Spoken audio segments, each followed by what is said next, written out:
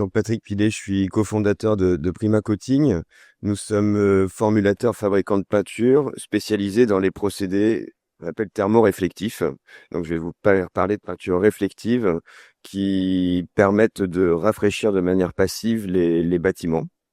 Donc nous avons commencé à travailler sur cette technologie il y a une dizaine d'années pour développer un système de peinture qui est destiné à être appliqué essentiellement sur les toitures des bâtiments industriels, commerciaux, tertiaires, notamment des toitures plutôt plates.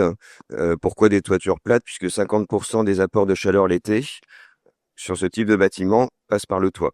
Donc à partir du moment où on a traité ce sujet, on a fait une grosse partie du chemin pour éviter que la chaleur rentre dans les bâtiments. Donc en fait, il s'agit d'un système de peinture à l'eau qui est présenté là sur un échantillon. Donc faut imaginer que ce qu'on a au-dessus de nos têtes sur les bâtiments type usine, grand magasin, bâtiment à toit plat. On a un matériau qui s'appelle de la membrane bitumineuse ou du bac acier qui est au-dessus de nos têtes, qui chauffe à 60, 70, 80 degrés l'été. Donc, il est un véritable radiateur.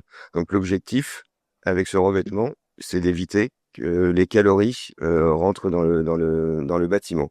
Donc, ce sont des peintures à l'eau qui, vous le voyez, c'est de couleur blanche. Donc là, on n'a pas inventé grand-chose, hein. La couleur blanche, c'est pratiqué depuis des siècles, hein. Si on regarde les pays du pourtour méditerranéen, on a bien compris que le blanc renvoie plus de chaleur qu'une autre couleur.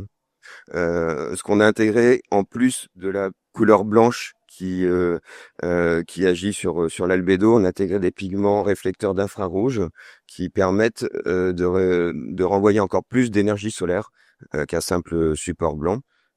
Titre de comparaison, une peinture blanche va renvoyer 80% d'énergie solaire environ. Avec ce matériau, on arrive à 95%. Donc, en fait, on a quasiment plus de calories de captées par le support. Et la deuxième spécificité de ce type de système, c'est la durabilité. Il s'agit pas de repeindre tous les 3, 4, 5 ans. Donc l'objectif, c'est que ça dure 15 à 20 ans. Donc on intègre une couche de finition qui protège l'ensemble des UV, des intempéries, de l'encrassement qui se nettoie facilement. Donc voilà, pour vous présenter un petit peu le procédé. En termes de retour d'expérience, on est les plus anciens bâtiments ont 6 ans maintenant et on est sur un ordre de grandeur de 5 à 10 degrés en termes de gain thermique à l'intérieur du bâtiment, avec des pics de gains qui peuvent atteindre 12, 13, 15 degrés sur les journées vraiment chaudes, vraiment très chaudes de canicule l'été.